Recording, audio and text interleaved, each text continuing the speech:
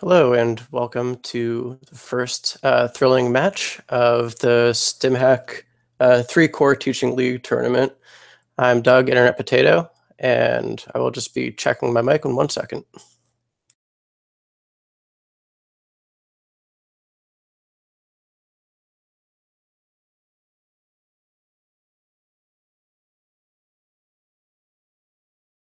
Okay, it looks like we're doing well. I'm going to go ahead and start my game up with _bald. It will be in competitive tab. So this is another fine tournament organized by Fighting Walloon, John Meunier. This is sort of a teaching league in the sense that players of all skills are welcome and encouraged to play.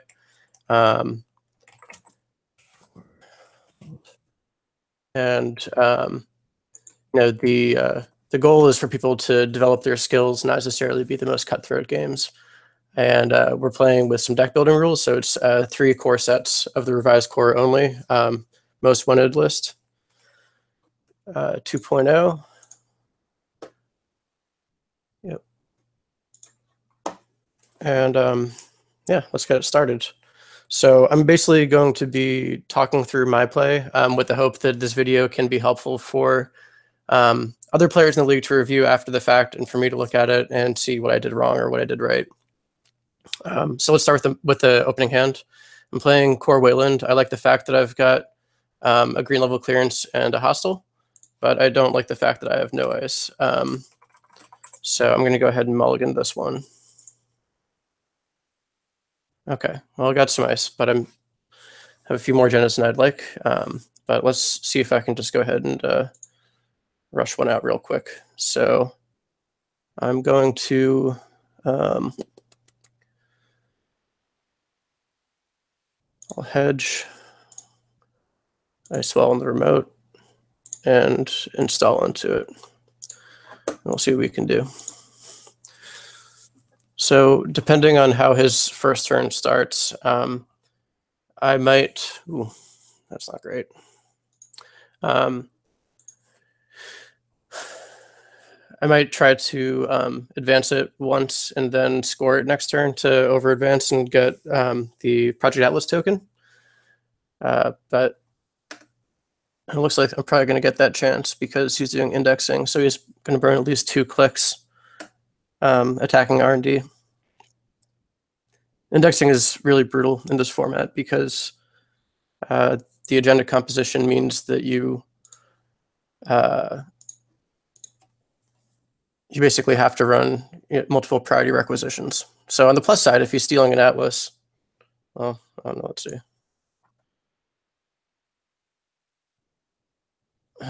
Okay.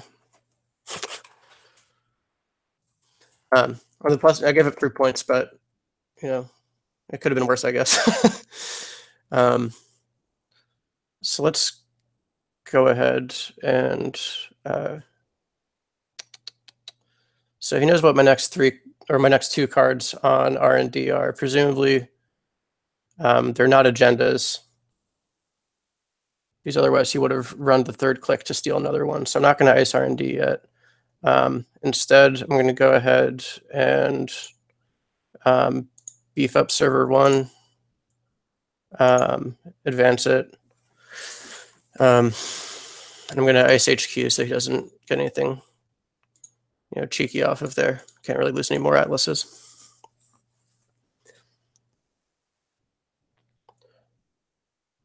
So Bald went for early game aggression, which is normally well, it can be good, especially if you know there's a bunch of 3-pointers sitting in my deck. But on the other hand, right now, R&D is about as agenda light as it's going to be for the entire game. So indexing is, it's good. I mean, he got 3 points off of it, so you can't argue with results. But at the same time, he doesn't have anything set up to actually challenge my remote yet.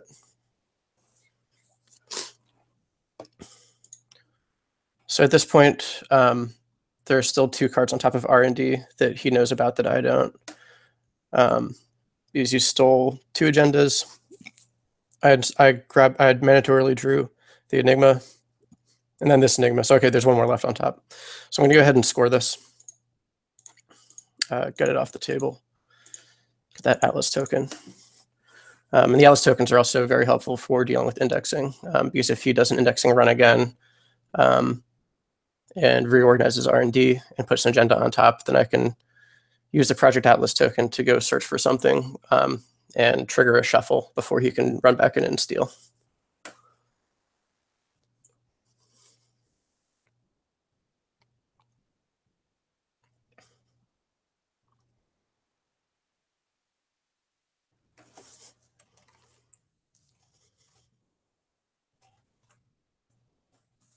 Okay. So do a Maker's Eye run. He's going to be seeing a card that he's already seen before and then 2 new cards. So it's not as high impact as if he had done it next turn. But that, I've still got a bunch of priority requisitions in there. So we'll see.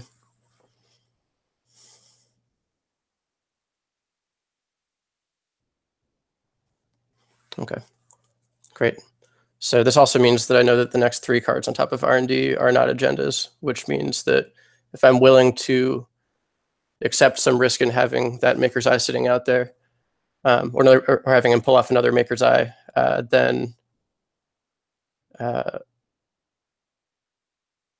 don't need to ice it just yet. So I'm going to go ahead and Beanstalk, install, and advance. Because once again, I feel like if I have the Ice Wall and the Enigma, and he's on 2 credits right now, it's going to be hard for him to get a Barrier Breaker up in time to challenge this remote.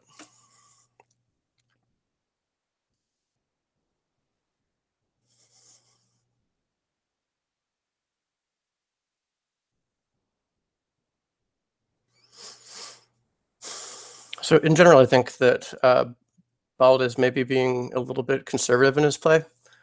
Not necessarily a bad thing, but there's not really a whole lot that I can do to punish him as Wayland. So he could probably be going a little bit harder. I'm not going to waste my money on the Enigma right now. I'll just res the Ice Wall and end the run.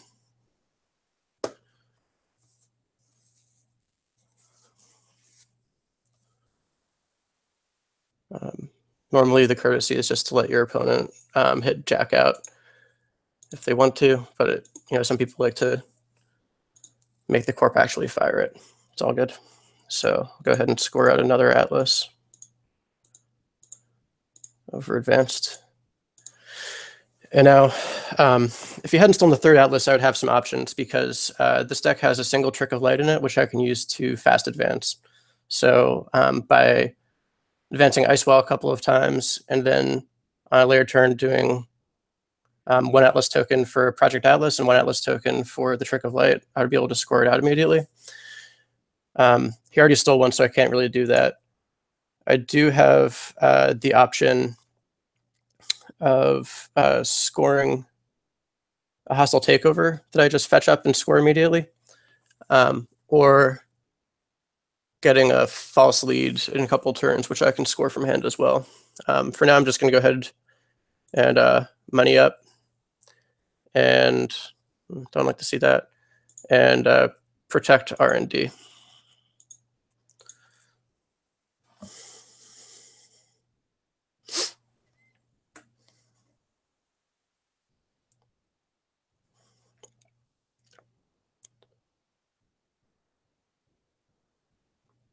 So right now, HQ feels a little bit vulnerable in the sense that I've got the Rotor, which you can break for free with Fairy and 3 points in hand.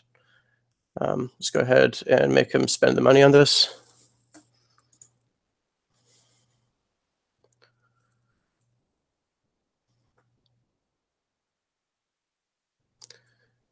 And if I had something better over HQ, I might go grab a hostile takeover right now so that I could score it and not give him the chance to steal it off the top of R&D.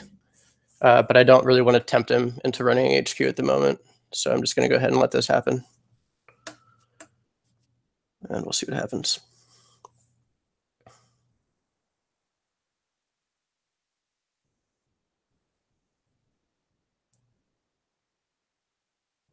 Yeah, I've been very fortunate here on these multi-access runs. I can't recall. He may have been seeing a duplicate for the first card there. So, keeping in mind that you want to sort of keep a running count as runner of what the corp has seen and what's sitting in HQ. It's good. So I'm going to go ahead.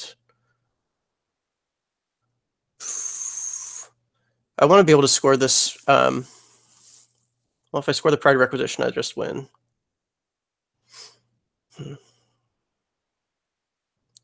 Let's do a green level, make some money, move up a little bit.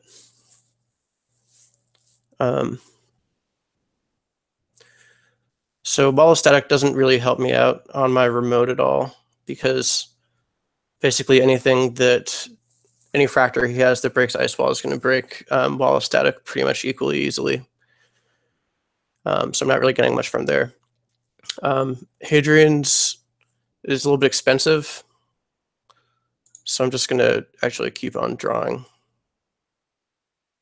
And I'm going to throw an ice wall over HQ so that he doesn't have the opportunity to get in there and get my Prirec.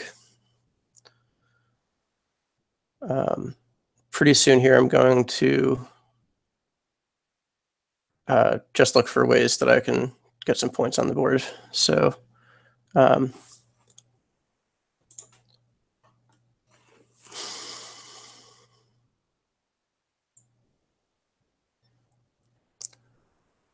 I'm going to go ahead. I'm going to ice R&D with the ice wall just to make it so that he can't keep getting free access off of there.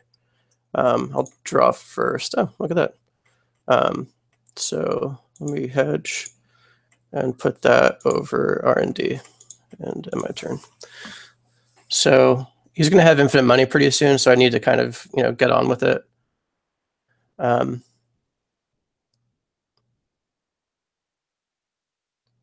So I'm looking here. I've got to get 3 more points out. I've got 1 hostile in hand.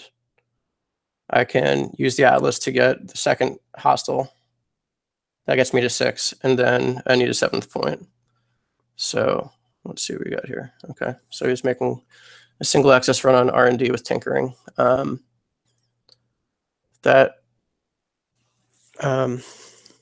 1 click left. So I'm going to let him through here. I'm not going to bother resing this ice wall or this wall of static. It's only going to cost him 2 credits to get through it. And when he goes for his access, I'm going to go ahead and use the Atlas counter to grab the 3rd hostile takeover so that he can't steal it off the top of R&D. It's probably unlikely, but I know that I can prevent him from getting into HQ this turn because I've got the ice wall up front and he doesn't have a fractor out yet. And when he sees me score this hostile takeover, he won't immediately suspect that I have another one in hand, hopefully. So at this point, the way that I hope to score out is to get 3 1-pointers. That's going to be these 2 hostiles that I have in hand, and then hopefully a false lead that I get out of my deck. So I'm just going to go ahead and get this thing scored.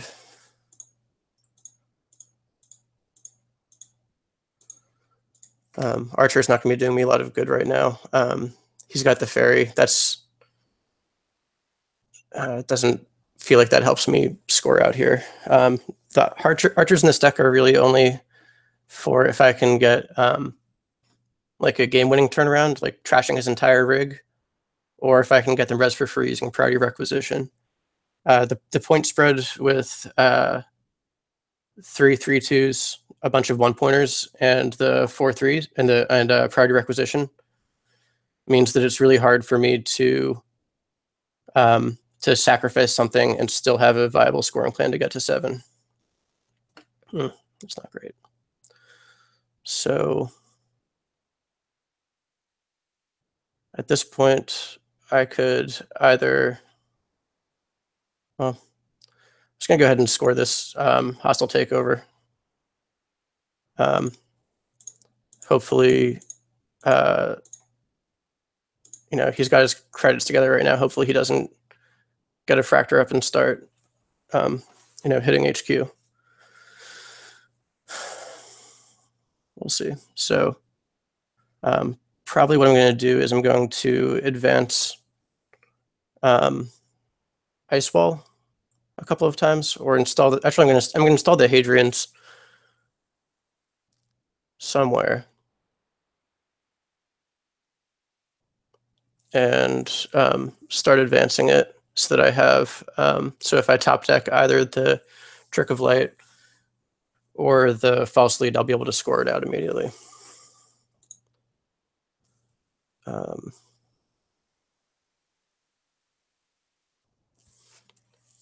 So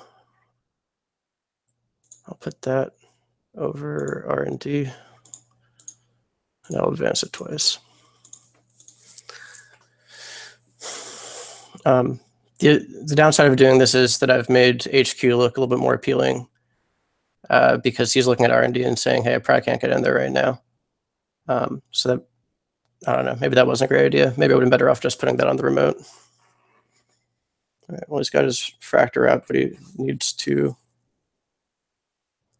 There we go. He needs to clear an MU. And with 6 credits left and no clicks, I need to kind of shit or get off the pot here.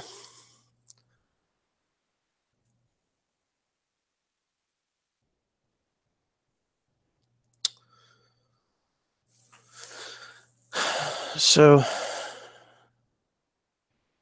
Enigma isn't terribly taxing against Battering Ram. I mean, against Gordian Blade, especially if he runs later on the turn and just lets the end the run, or lets the lose click fire. So I think I'm just gonna dig for. I'm definitely not gonna show my hand right now. Dig for the pieces that I need, and let's see. I'll put this pad in the remote and see if I can bluff him out a little bit. I'm going to ditch the Melange because I'm good for money. And if he does hit HQ and gets a random access that's not one of the priority requisitions, I don't want to be able to trash that and make HQ denser. So we'll see what he does. He's got access to a lot of money on the board here. He can only break into HQ once with the Fairy. So let's see what we can do. All right, so oh, that's right. He has 2 bad pub at this point. So I'll res the Ice Wall, make him blow the bad pub.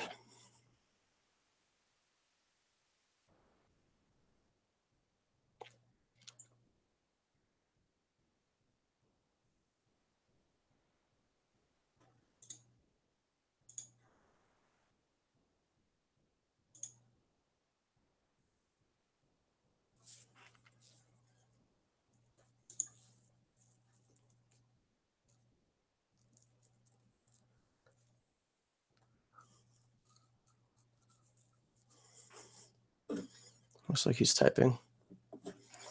Let me give him a second.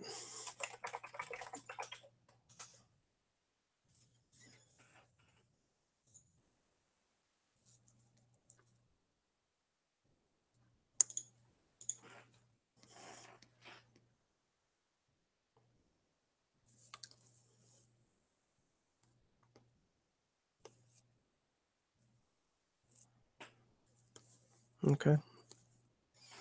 A little bit of table talk here. That's fine. So I'll res Roto Turret and make him burn his Fairy to deal with that.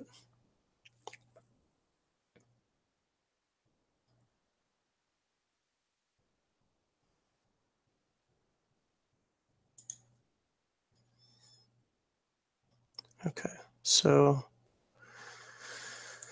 now I have the option, if I so choose, to use Project Atlas to get something else in my hand and make it a little bit less dense. I'm not going to bother because I really just want to win next turn. So let's see what happens. Okay, great. Better lucky than good. So he might be able to infer that since I'm holding a celebrity gift, but I'm not playing it, I don't want to show him what's in HQ.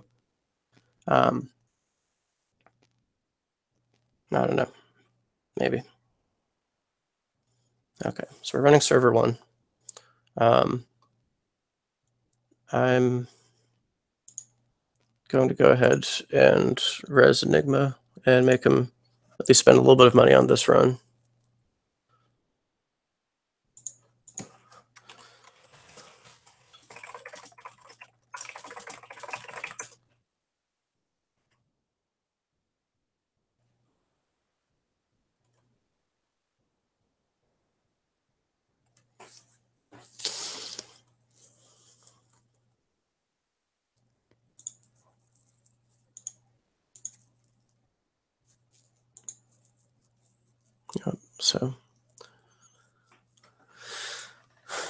So sad is, adding his 2 cents. That's fine. Okay, and he's going to see a pad campaign.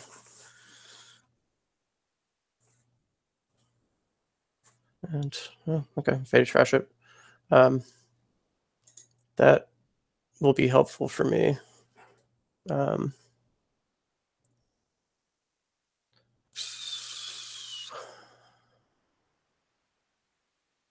So I'll just go ahead and see if I can find what I'm looking for.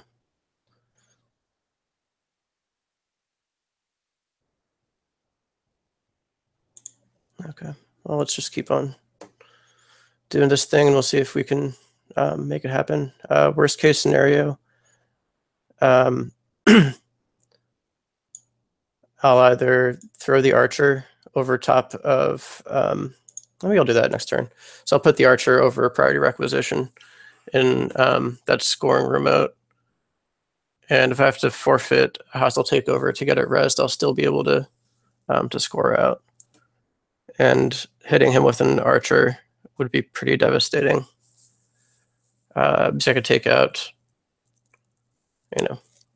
either the Gordian or the battering ram and be confident of keeping him out of R&D. Probably the battering ram so that I can keep him out of everything. Okay, let's see.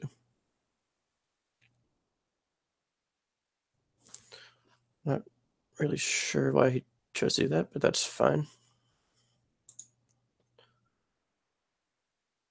I guess saves a credit.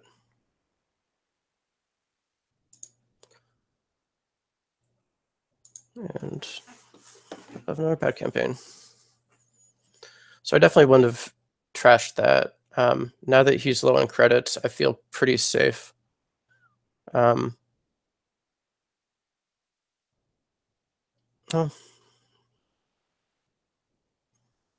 Yeah, I feel reasonably safe putting the priority requisition in that remote. Ooh, discards a fem. So I wonder if he's thinking about doing retrieval run play. I'm wondering now how many false leads I have in my deck. And maybe I should just go ahead and get on with it.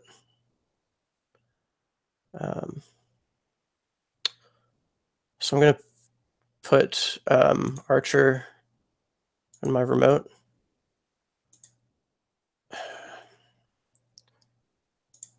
Let's see, if I put a Hadrian's over Archives, I'll be a credit short, being able to protect. Yeah, that sucks. Okay, well, let's see what happens. Let's put that in server 1.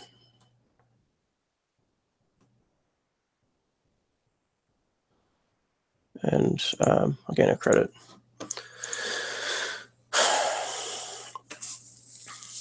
So R&D feels reasonably safe. He might be going for a retrieval run to get that fem back in play for free. Maybe even trying to challenge this remote by femming the outermost dice.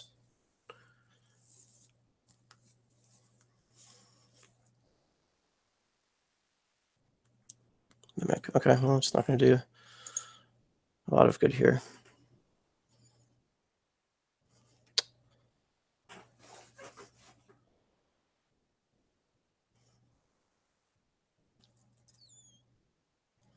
So I'm just going to, I'm going to go ahead and gain credit and advance this twice. Kind of forces the issue. I don't think that he's going to be able to get, unless he does a retrieval run for that fem and targets the outermost ice and runs. I feel like this is a pretty safe score. He might be stim hacking? I don't know. Okay. Well, he's not really going to like this. All right. So res archer, forfeiting, hostile takeover. And I'll take out the battering ram and the Gordian. It'll be pretty hard for him to recover from that.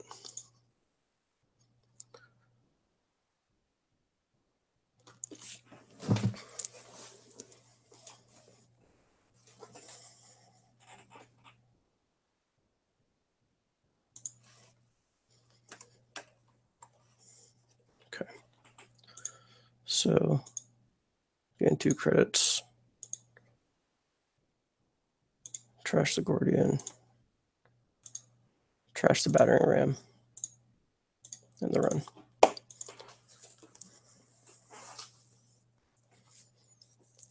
So that's game. Oh, well, there's the false lead.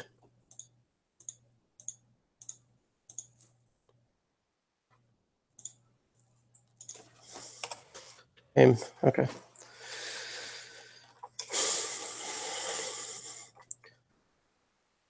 So yeah, I think that was a reasonable game. I think he may have gone a little bit hard on R&D early on, where he would have been better off setting up, camping the remote, getting his rig together, and poking HQ periodically to keep me honest and attack me if I'm getting flooded. But on the whole, I think that Bald played pretty reasonably. There were, it's definitely a fair game. I felt like his deck made a lot of sense.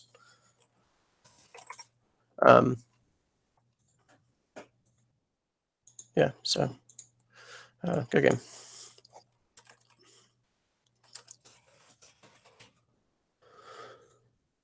All right.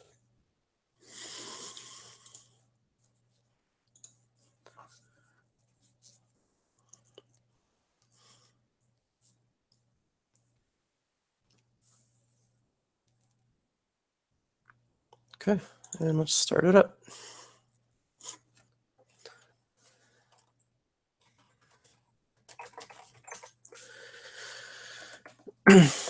So I like having Mr. Lee for draw and the diesel and a little bit of econ up front.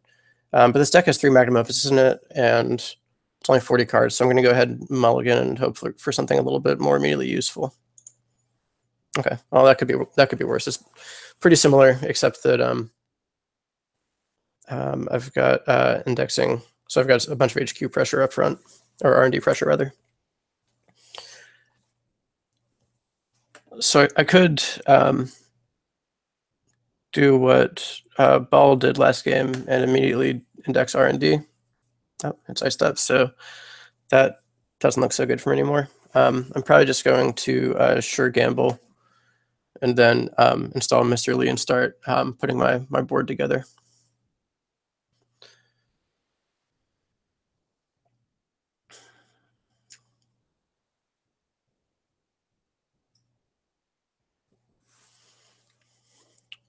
So drawing last click as corp is sometimes a bad idea, especially if you're if R&D is open. Sorry, if HQ is open. He's got enough money that I don't really want to try my luck with that.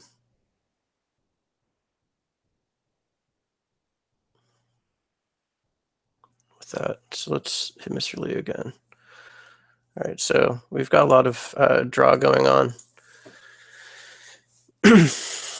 So I'm going to probably fire off Diesel next turn and see if I can find bits and pieces here. My deck is a pretty standard Chaos Theory big rig type deck. So it's a Magnum Opus for economy. Installs, let's see.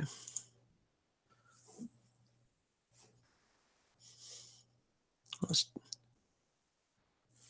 do a Diesel. Install Magnum Opus.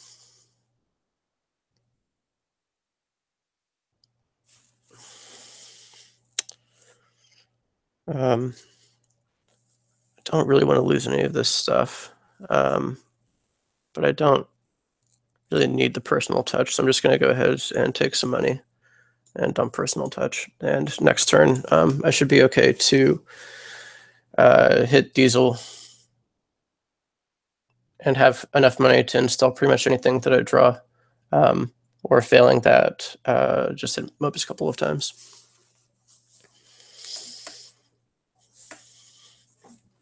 So given that I always have the option of basically just taking 8 credits, and I've got the infiltration in hand so that I can tell if he's actually installed something that I care about in the remote, I feel okay with kind of going slow.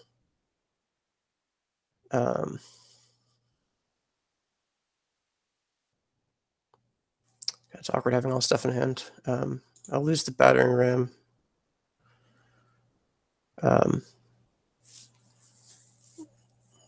Let's go ahead and, God, I hate doing this now. Let me use infiltration to take a look at one of these ice.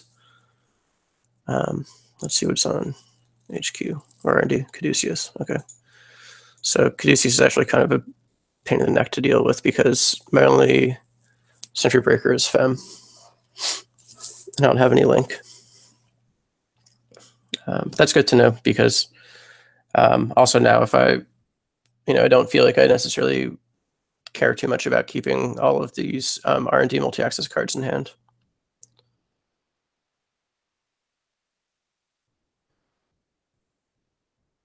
All right, so we're going with the 2 remote strategy.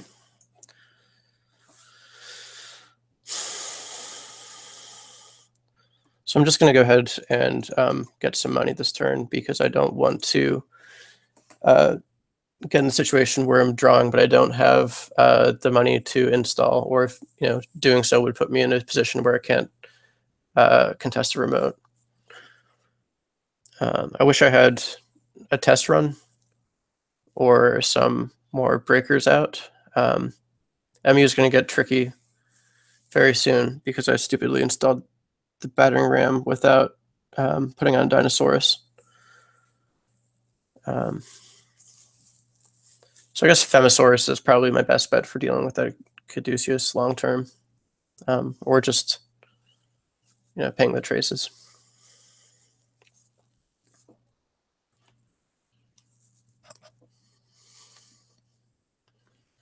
So right now I've got to assume that HQ is pretty loaded. I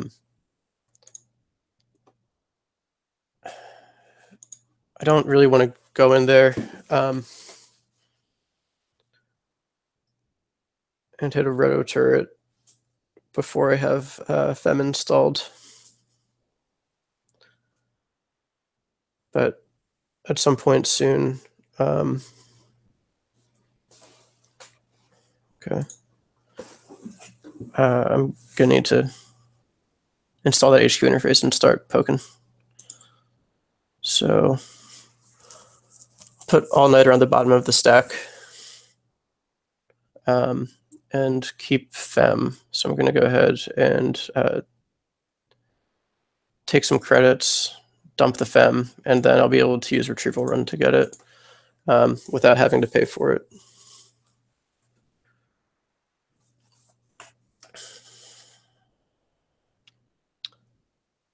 So I think that this turn I'm probably going to install HQ interface retrieval run archives, and then hit HQ and see what happens.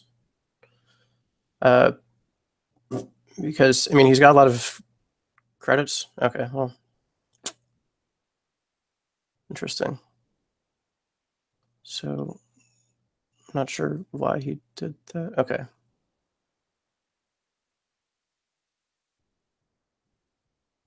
Yeah, okay. I don't really understand what that was. Looked like a little JNet hiccup.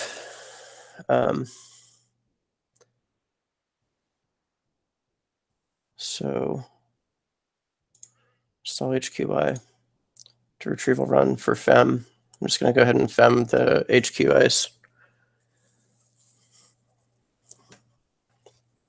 And then I'm going to hit HQ a couple of times and see what we find.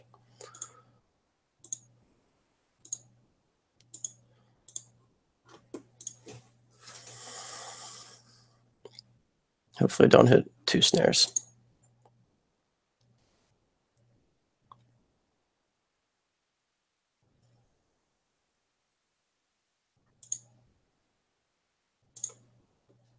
Let's go with that. Progressive secretary. Got the atlas.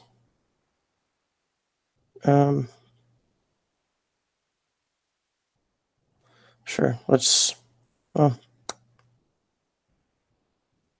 yeah. If I run and he has a snare, as long as it's not 2 snares, then the worst thing that can happen is you can do a closed accounts on me.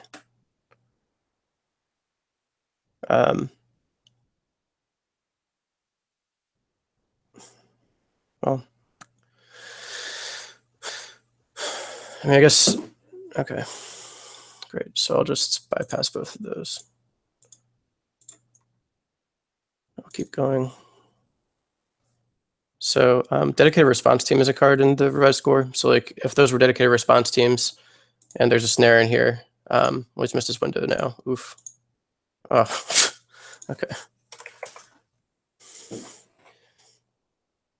So that's that.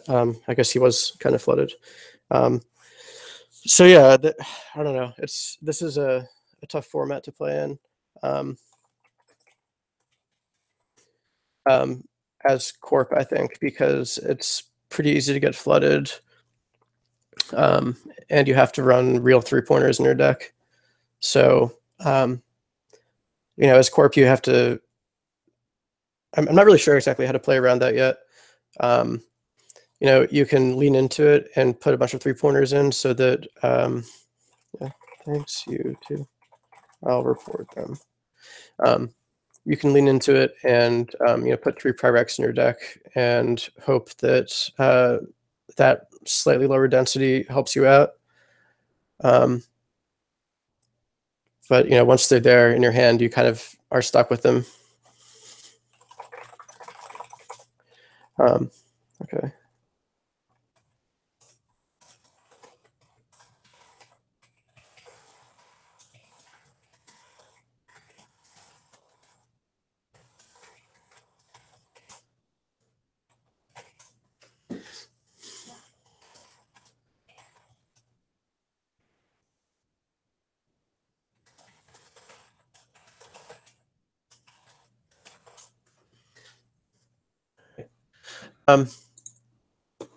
So yeah, I lost my train of thought.